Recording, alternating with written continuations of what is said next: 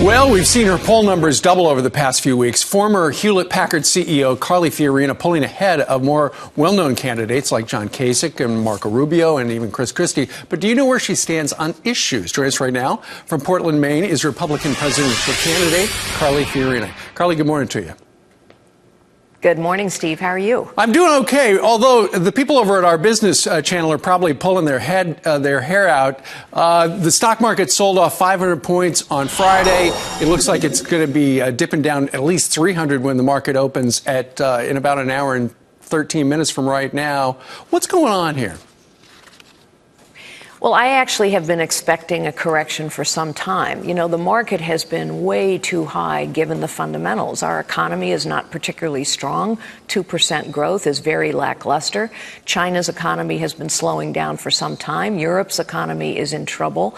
I think the stock market has hit record highs over and over again because the Federal Reserve has ensured through its easy money policy that the stock market's the only place you can earn a return. And now the Federal Reserve finally is going to back off of that easy money policy. So I think this is warranted, honestly. Okay, so we should have seen this coming.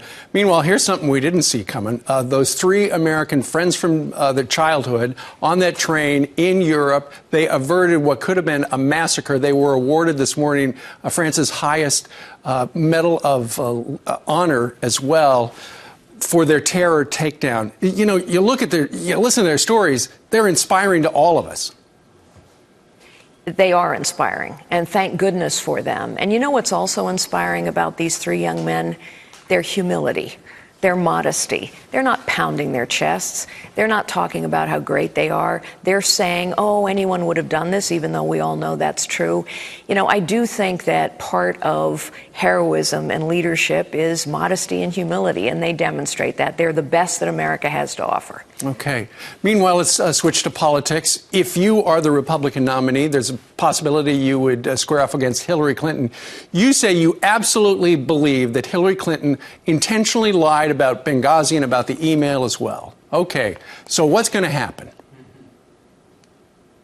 Well, I don't know what's going to happen, but here's one of the reasons I think people are just sick of politics is because we have all these sanitized sound bites and bumper sticker rhetoric, and people don't use common sense language anymore. By any common sense definition of the term, she lied about Benghazi. She lied about her server, and she's lied about her emails. I think the most effective thing a Republican candidate for office can do is to continue to throw punches at the other side, because ultimately we're going to face off against a Democratic nominee. Maybe it's Hillary Clinton, maybe it's Joe Biden, whoever it is. I'm going to continue to throw my punches at the Democrat Party and their nominee, because that's the fight we're going to have to win in 2016. A final question for you. We've got less than a minute. Some people have criticized your record at HP. You were in business for a very long time. How would you grow jobs in America?